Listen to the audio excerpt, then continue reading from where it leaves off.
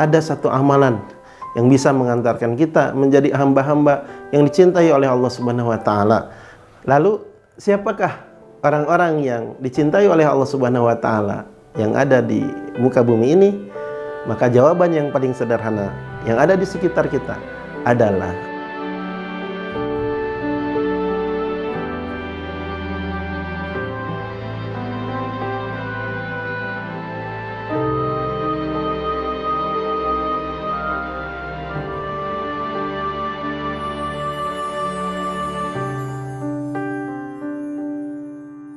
Bismillahirrahmanirrahim. Assalamualaikum warahmatullahi wabarakatuh.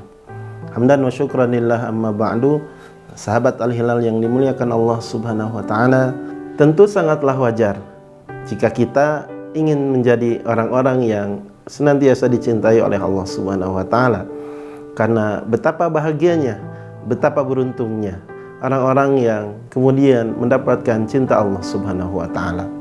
Setidaknya ada satu amalan yang bisa mengantarkan kita menjadi hamba-hamba yang dicintai oleh Allah Subhanahu wa taala, menjadi hamba-hamba yang bertakwa kepada Allah Subhanahu wa taala, yaitu dengan mencintai dan menyayangi orang-orang yang dicintai oleh Allah Subhanahu wa taala dan Rasul-Nya. Lalu siapakah orang-orang yang dicintai oleh Allah Subhanahu wa taala yang ada di muka bumi ini? Maka jawaban yang paling sederhana yang ada di sekitar kita adalah anak-anak yatim. Ternyata ada satu jalan yang bisa kita tempuh agar kelak kita termasuk orang-orang yang mendapat nikmat surga dari Allah Subhanahu wa taala, yaitu mencintai dan menyayangi anak yatim, memenuhi kebutuhan-kebutuhannya, memberi makan dan minum. Sebagaimana sabda Nabi Muhammad SAW yang diriwayatkan oleh Imam At-Tirmidzi dari Ibnu Abbas, orang-orang yang menyayangi dan memberikan makan dan minum bagi anak yatim kelak akan dimasukkan ke dalam surga selama mereka tidak melakukan dosa-dosa yang besar. Sahabat Al-Hilal, menolong orang lain adalah perbuatan yang mulia, terlebih menolong orang-orang yang dicintai oleh Allah Subhanahu wa taala.